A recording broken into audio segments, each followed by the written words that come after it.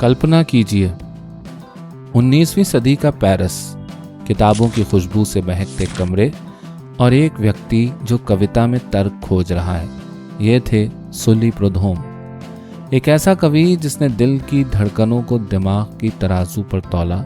लोग जब कविता में बस भावना तलाशते थे, प्रूदहोम ने उसमें सोच और दर्शन के रंग भर दिए।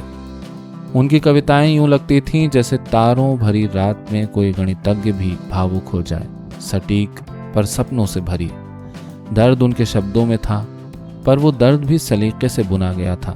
जैसे उन्होंने खुद कहा था, मैं अपनी आत्मा के आंसू तर्क की रोशनी में सुखाना चाहता हूँ। 1901 में जब नोबेल पुरस्कार की पहली घंटी बजी तो नाम आया सुल्ली प्रूदहोम। ये सिर्फ एक पुरस्कार नहीं था, ये उस सोच का सम्मान था जो बताती है कविता सिर्फ कल्पना नहीं, वो गणना भी हो सकती है, वो भावना भी है और विज्ञान भी। आज भी अगर उनकी पंक्तियां पढ़ो तो महसूस होता है कि शब्द केवल लिखे नहीं जाते, वे जिए जाते हैं।